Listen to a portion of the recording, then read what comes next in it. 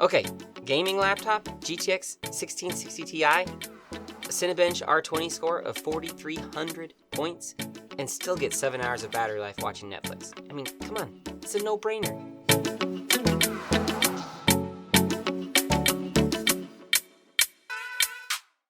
I'm talking about the HP Omen 15. This particular chassis has the Ryzen 4800H, has a GTX 1660 Ti. That's running at 80 watts. That's the 80 watt variant of this GPU. It has 8 gigabytes of RAM in 8 gigabytes of RAM in dual channel, so 2 4 gigabyte sticks. It has a 144 hertz panel from BOE that is 94% sRGB accurate. So it has a 4-zone RGB keyboard that I very much like. It has a WASD zone and then 3 other zones beside that. Each of them are programmable to whatever color you want. The keyboard flex is pretty minimal. The only complaint I do have with the keyboard is the power button is located inside the keyboard.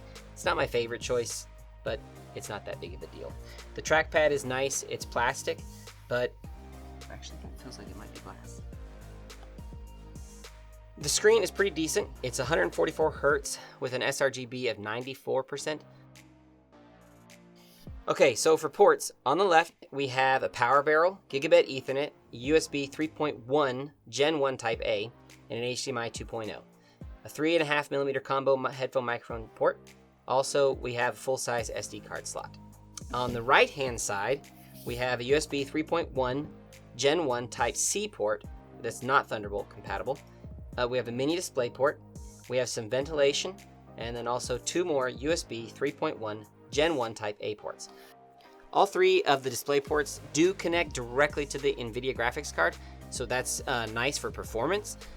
As far as I can find, I couldn't find any way to disable Optimus on this particular laptop. I know some HP Omen 15s have it, but this particular configuration does not. Let's talk about performance now. The Omen Command Center has 3 power profiles. It has comfort, default, and performance, plus the option to max out the fans, which is great. You can also use Ryzen controller to tweak the CPU, but I haven't tried that yet, and I'm honestly not sure that that's going to be something that everyone that is going to watch this video is really going to even want to try.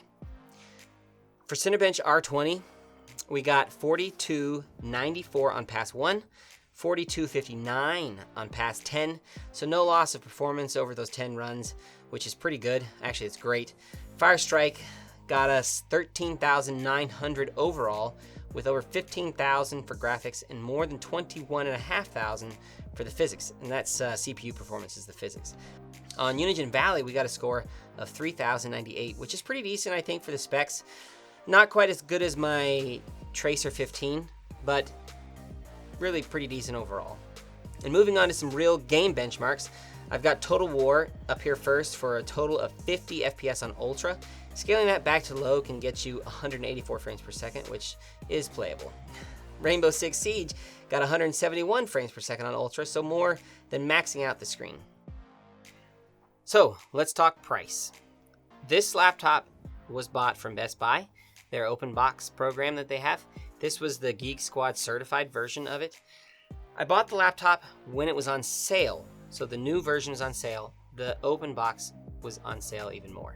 So it ended up being $721 before tax, which I think is really amazing when you talk about you're getting a 4800H, 1660 Ti for graphics, you're getting a 70 watt hour battery, you're getting a 144 hertz screen with pretty decent color accuracy, you're getting a good keyboard, decent build quality.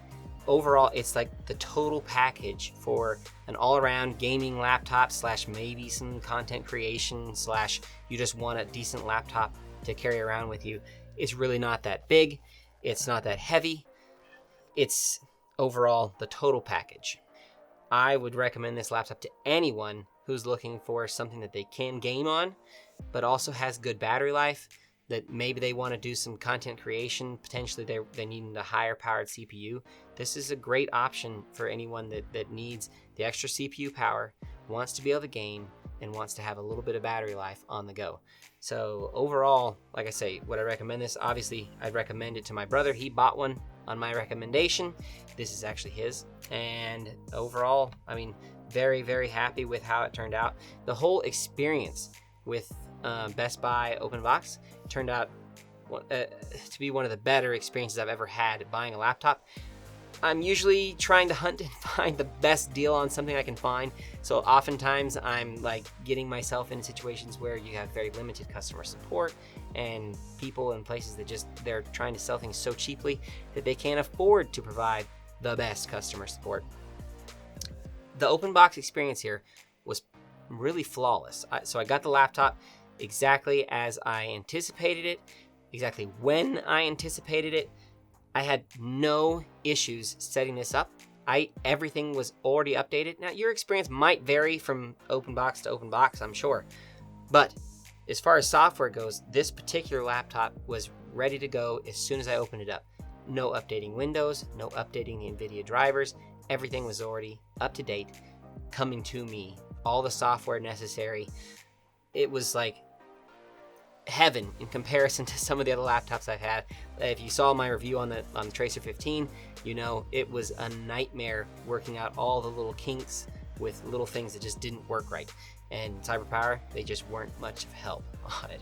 But this, like I say, was sort of just like out of the box. You turn it on and we were off to the races. No problems at all. And so that's another reason why I would highly recommend something like this, whether that's an open box from Best Buy situation or whether it's just this Omen 15, or it could be some of both. I don't know, but this particular situation was amazing, and I would highly recommend it to anyone looking to get something, especially if they're on more of a budget and wanting to try and save a little bit of money here. Overall, I think the build quality is great. It has a plastic top. And that's, if I'm going to gripe about anything about this laptop, it's going to be the top here and the screen. It just has a little bit more flex than I like. But other than that, it's great. It's got a metal deck here and a metal base underneath it. So, overall, for $721, I think that this laptop is a great deal. And I love it. I want to hear if you guys love it too, though. So let me know down in the comments what you think about this laptop. Let me know if you have this laptop. Let me know also if you've gotten any other good deals on laptops recently. Hey, let me know if you've ever been able to find a graphics card in the last 2 weeks too. They're apparently non-existent. Thanks, crypto miners. It's ridiculous. Who pays $2,000 for a graphics card? Apparently everyone on eBay. I don't understand it, but like this video, subscribe if you haven't already. In fact, I know a lot of you aren't subscribed. Even my friends, yes, I can see you looking at me here. Hit that subscribe button. I can feel it. And I appreciate it. Y'all have a great day. See ya.